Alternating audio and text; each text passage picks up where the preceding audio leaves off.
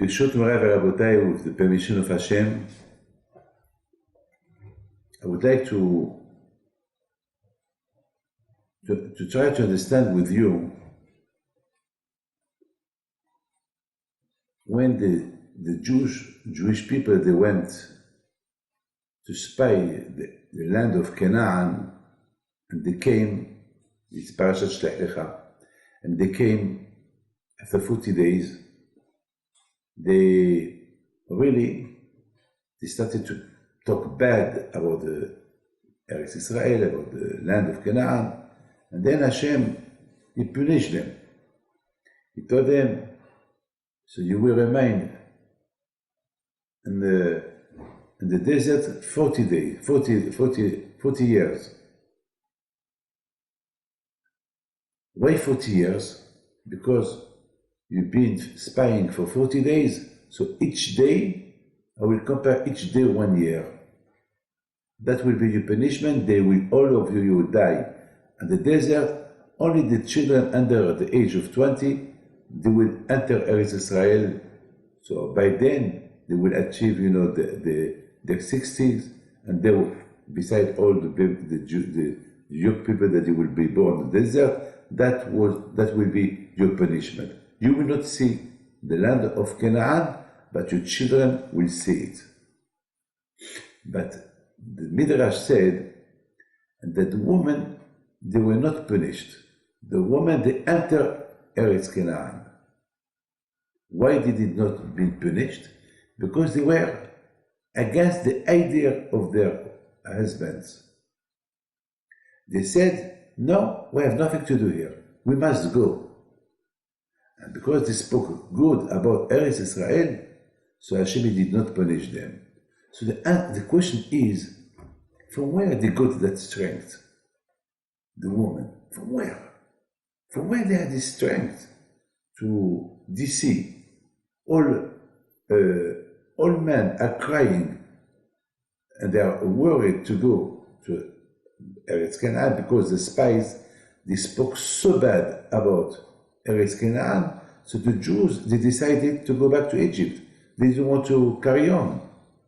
And usually a woman, she's a lot scared, afraid for the danger of the children. And here, they did not feel the danger. They said, no, we have nothing to do here. We have nothing to do in Egypt. We have to go. If Hashem protects us already from Egypt and during 1 year that we in the desert, so we have to carry on. And the husband will fight into their wives, and at the end, all of them were punished, except the woman. So my question is, from where the woman got this strength to resist the temptation, not to talk as well bad about the land of Canaan, and then to listen to the husband. Yes, you're right. We have nothing to do in Eretz Canaan. I mean, I know a lot of times the women, they panic quick. And here, you see millions of people crying, and they're not panicking. They want to go. From where the strength came? My friend, I would like to tell you, when Hashem created Chava, the Torah said, Vayiben, that Hashem, he built. I mean, you cannot build a woman. You create a woman. What? So the question is, why, the Gemara asks a question, why the Torah used the word, and Hashem built a woman? I mean, it's not building a woman. And the Gemara said, what does it mean? Vayiben, bina itera natal. Hashem, he give to the woman, when he created Chava, extra intelligence, from the word bina. Chochma bina bada'at. Extra intelligence. Something more than the man. Now we understand that this extra intelligence, it's a building. When you build something, it's always you do more and more. You build it.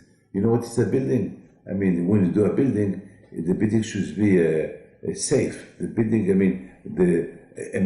it should be perfect. The decoration, the sodot. When you do the first when you dig, you have to be the foundation should be strong according to what you want to build. The foundation should be very, very strong. And if it's an area that there is earthquake, so you have to do something that if there is an earthquake, that the building can resist. So that means Hashem give some powerful to the woman to create a good building of herself with the intelligence that Hashem give her, especially patience.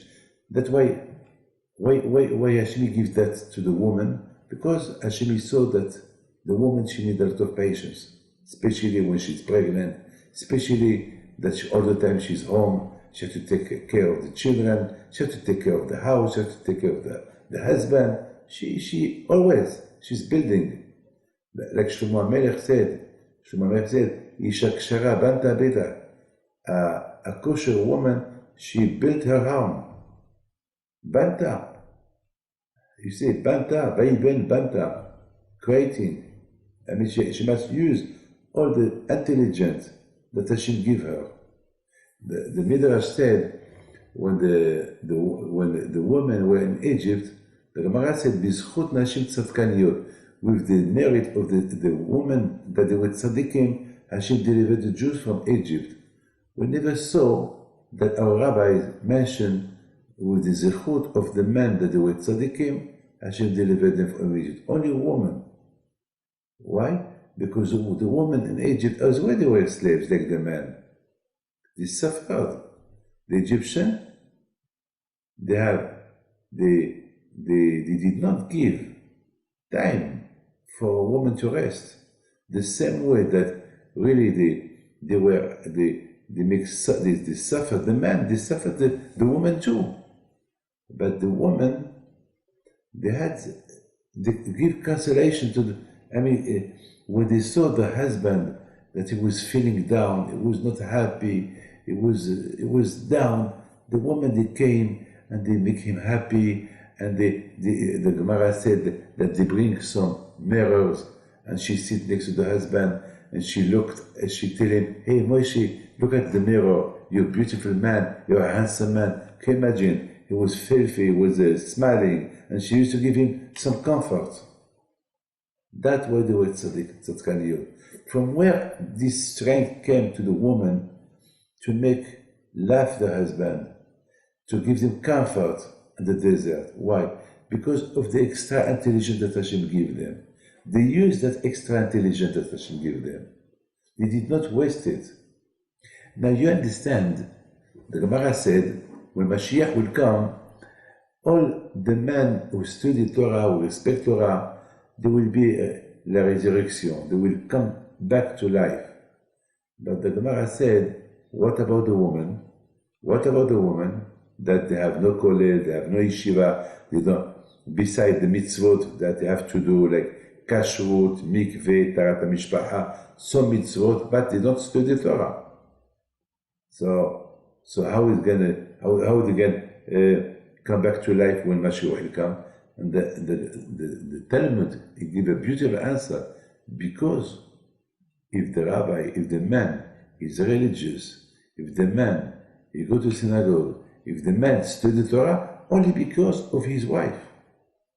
Because his wife, she pushed him. And because he has freedom, he's more free to do Torah mitzvot, because the woman, she take care of the children. I would like just to tell you something. If my wife, she would not let me traveling and open yeshivot, I will have nothing today. I will have nothing today. Just imagine all those rabbis that you have in the world. If their wives, they will not let them study Torah and the yeshiva and the kollel, and sitting in the Beit HaMikdash learning Torah day and night, there'll be no Torah. And because of this, or even people that work all day, when they come back home, exhausted, tired, in the evening, he will ask his wife, can I go to synagogue? Yes, of course, he will not tell him no. So she helped him to the religion. She helped him to eat kosher in the home. So because of this, she will come back to life when Mashiach will come. And because all this is the koach that Hashem gives to the woman, this extra intelligence, she understands more. I promise you, a lot of times I receive women, religious women, they have 10, 12 children. What they ask me, what the blessing she ask me, I want a bracha that my husband would be a good tzaddik, a good Talmid Chacham. I want my children to follow Torah mitzvot. It's amazing. So how? So that means because of her, the husband is studied Torah. Because of her, the husband do Torah mitzvot. Because of her, the children are growing generations of generations. So how they will not have the zechut, the merit to have to come to life when Mashiach will come? Of course, yes. Of course, yes. Of course. My friend, there is a beautiful story about Rav Shach. Rav Shach, alav shalom, he said that one day, when he said how much he owed to his mother, and he said that she sent him during the war, the First World War, and the route, they were in danger, and she sent him to the yeshiva. Even that she knew that his life could be in danger, she told him, if you don't go to the yeshiva, you will be more in danger. So go to the yeshiva. If it's danger, maybe the zechut of the Torah will protect you. And Rav Shach, he lived 107 years. And he said, with the zechut of my mother, I am here today. And my mother, she was a widow. And she gives the education to the children on her own. And he said one day, it was snowing, and we were poor in the house, very poor family. And my mother, she had 7 children or 6, and she had to take them to the school, but she only had one coat. So what she did, she put the coat of one, she took him to the school, to the Beit HaMidrash, she came back with the coat, she put it to the other one, she went, and then she came back, and there was 1 meter of snow. She did 7 times. Going back. Can you imagine, my friend? That was the mother. That's the way she educated children. So this is what Shlomo HaMelech, the King Shlomo said, Isha kshera banta beta. Hashem give an extra intelligence to the woman. With this extra intelligence, she can rule, make good rules in the house. She can build generations of Judaism, kosher generations. And that, from here, we see the strength that the woman had in Egypt. Now we understand that in the desert, that's why we call them Nashim Tzadkaniyot, because they used their intelligence only for the good things, not for the bad things. There's a lot of women there. All women are intelligent, but unfortunately, the intelligence is not to have a good house, a beautiful villa, the nicest house, the nicest decoration. What about religion? Yes.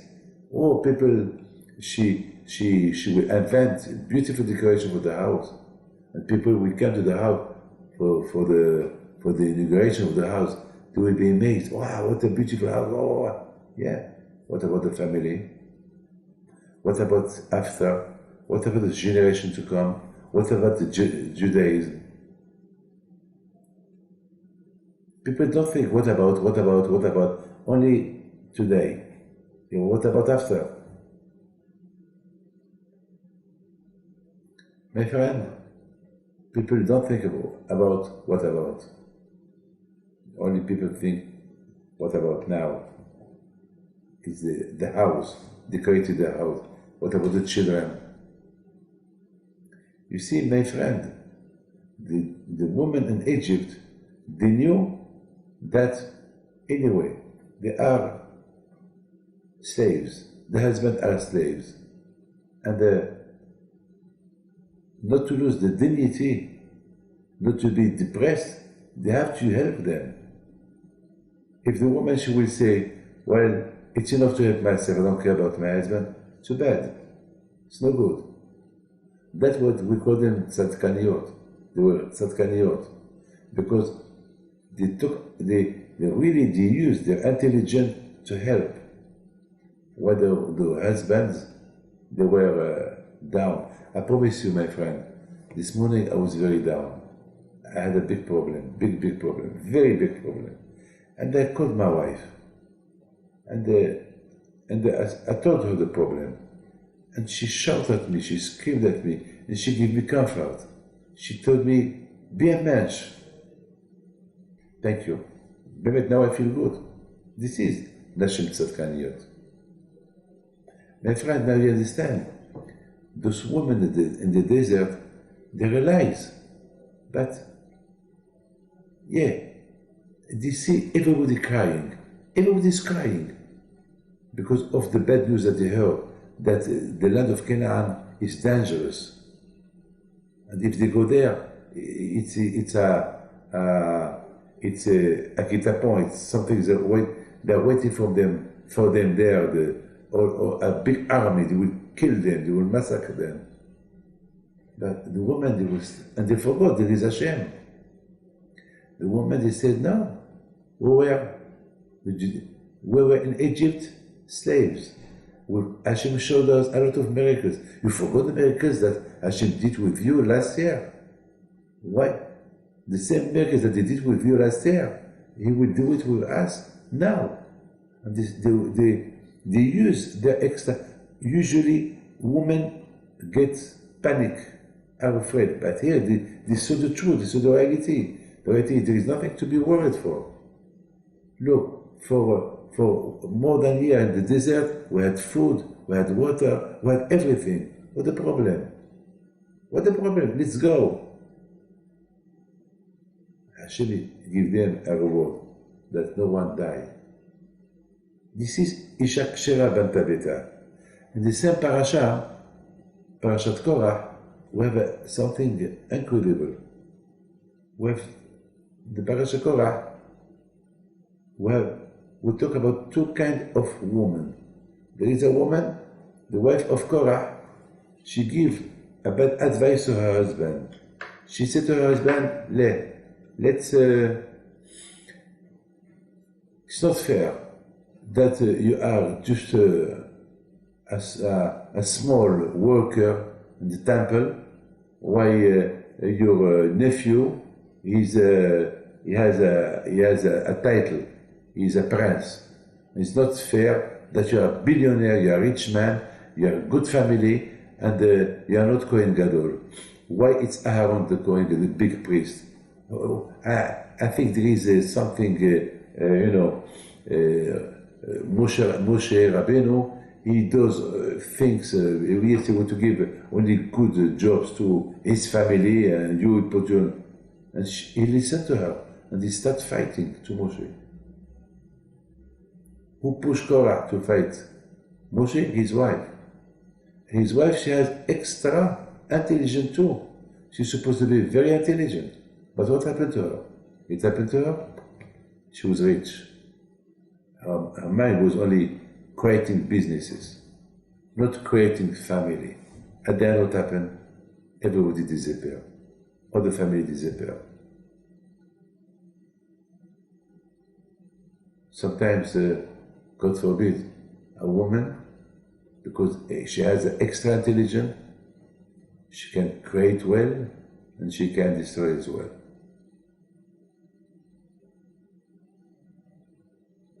So, but thanks God, most of the women, maybe all of the women, they use their intelligence for the good things. My friend, in the same parasha, we talk about On ben Pelet, his wife. His wife, she said to On, "Hey, my dear husband, why you fight Moshe?" He said, "Because I am in the group with Korah." So she told him, "Anyway, if Korah won, you will lose. And if Moshe won, you will lose. So anyway, you will lose. So why you have to fight?" So he said, "But I promised. I am a match. I promised to Korah that I will help him to fight Moshe." She said, "But you will lose. Open your eyes. You Michigan. You fool. Don't do that."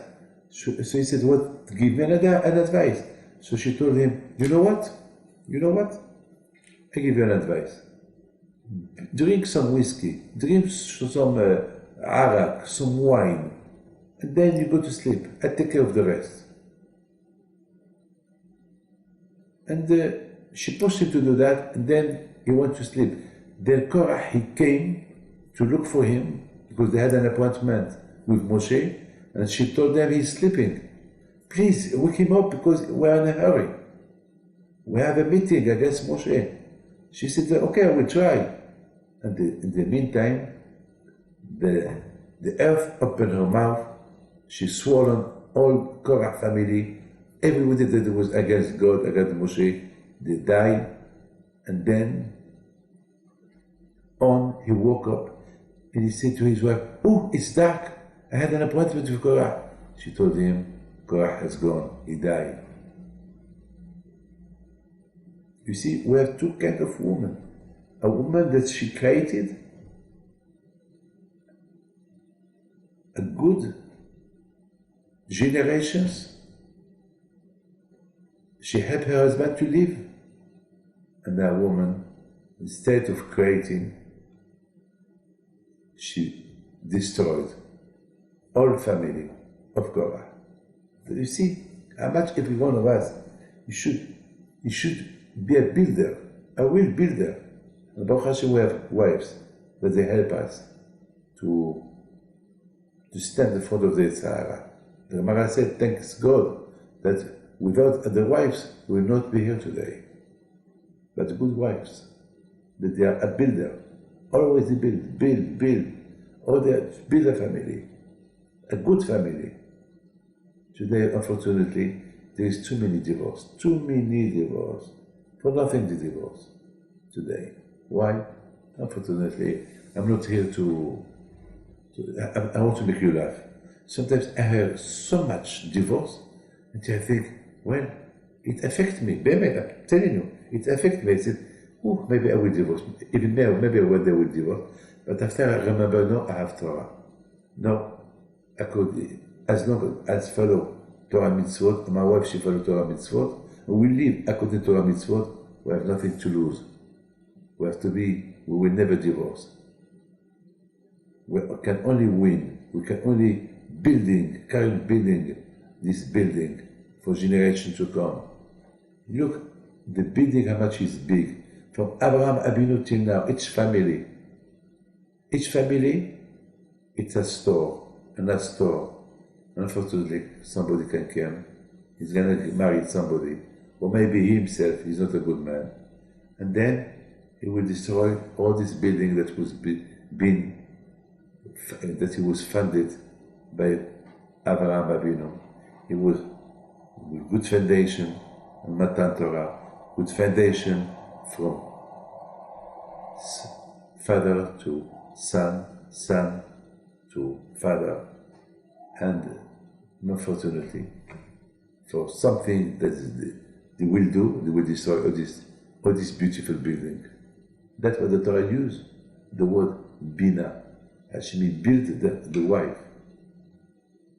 Yes. Isha kshera ban pabeta. Look, my friend, in the Parsha of this week, we talk about the death of Miriam. Do we need to talk about the death of Miriam? Yes. Because Miriam, she was like Moshe and Aaron, the three Parnasim in Egypt, in the desert. In Egypt, in the desert. Moshe and Aaron, they were dealing with the man. Miriam, she was dealing with the woman. And when she died, the Torah talked about her death. So, who give more good influence to the Jewish people? Miriam. The proof is that no one of the women died in the desert. They all went to Eretz Israel. They were not punished. The husbands were punished. Some of their children, that they were more than 20 years, they were punished, but they were not punished. Why? Because Isha Shera Bantabida, because they build themselves well. And they understand what is good for the family, what is not good for the family. Look, Ruth, you have two sisters. Ruth Ruth that she was not Jewish, and her sister. Both of them, they were with Naomi. One, she built her life to remain Moavia, and one she built her life to be a Jewish. What happened between both of them? From Orpah, she had only bad children, fighters, that they only killed. And from Ruth, she had David family, Shlomo HaMelech, till Mashiach. It's up. Look, the two of them, Orpah and Ruth, they had one teacher, Naomi. But each one the way he understood. One he understood that the only way to be like Naomi is just to follow Naomi.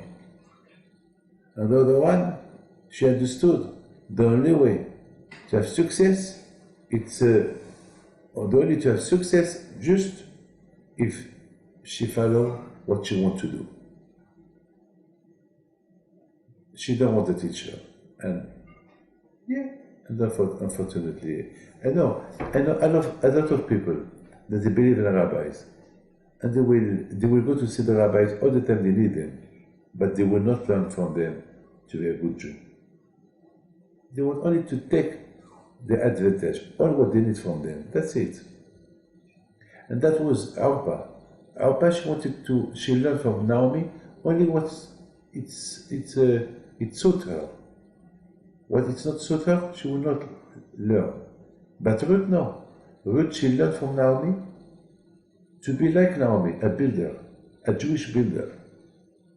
And then from Ruth, it happened, became big tzaddikim. Yes, my friend. So, I would like just to finish with this. If we don't learn Musa, good things from those histories about Bil'am, about Ruth, about Orpah, about Naomi, about Korah, about On, about all those wives. Like, look, we talk about Abraham, Yitzhak, Yaakov. Who were their wives? Sarah, Rivka, Rachel, Leah, women. That they built the Judaism. They were good builders. That's why we are here today. Why we are here today?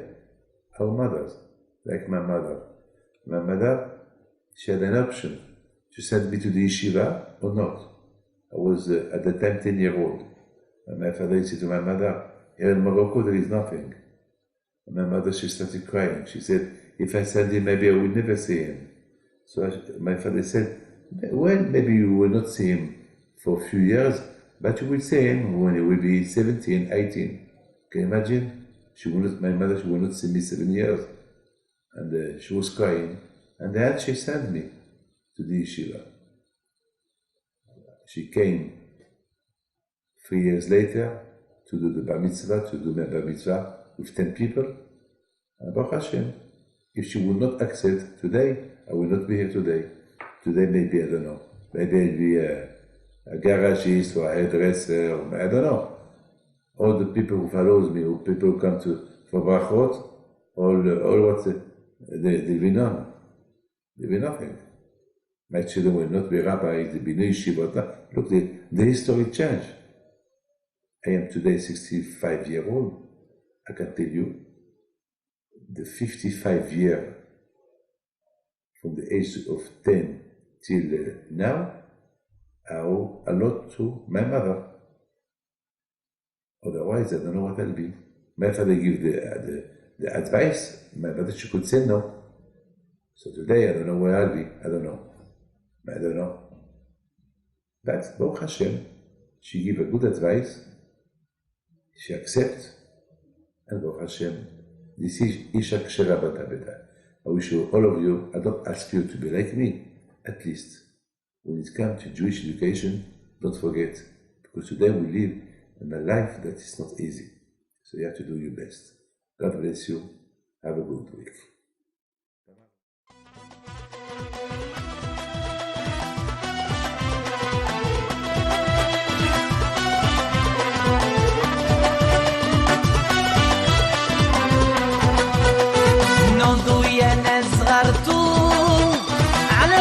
حيم بنتو وقف لنا زي خوتو يا وز خوت